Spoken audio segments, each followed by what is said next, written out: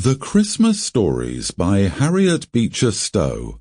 Betty's Bright Idea, Christmas in Poganuc, The First Christmas of New England and Others, by Harriet Beecher Stowe, narrated by Peter Coates.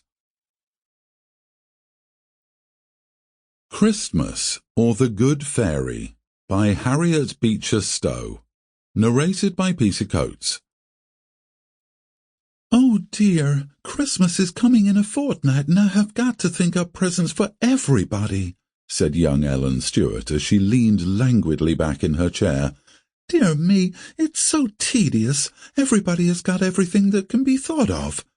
Oh no, said her confidential adviser, Miss Lester, in a soothing tone. You have means of buying everything you can fancy, and when every shop and store is glittering with all manner of splendours, you cannot surely be at a loss.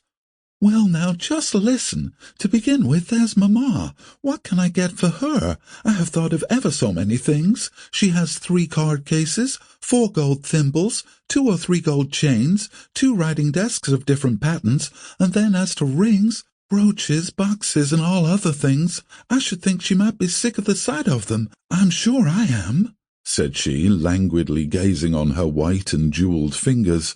This view of the case seemed rather puzzling to the adviser, and there was silence for a few moments, when Ellen, yawning, resumed.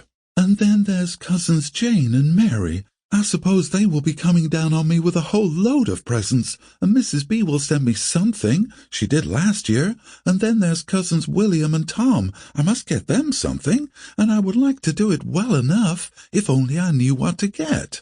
Well, said Eleanor's aunt, who had been sitting quietly rattling her knitting needles during this speech, it's a pity that you had not such a subject to practice on as when I was a girl. Presents did not fly about in those days as they do now.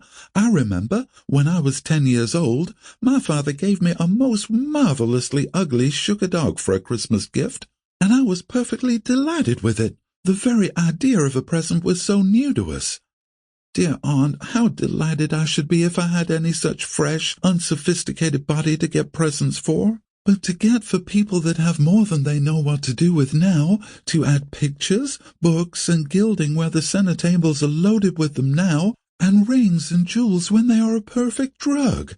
I wish myself that I were not sick and sated and tired with having everything in the world given me. Well, Eleanor, said her aunt, if you really do want unsophisticated subjects to practice on, I can put you in the way of it. I can show you more than one family to whom you might seem to be a very good fairy, and where— Sample complete. Ready to continue?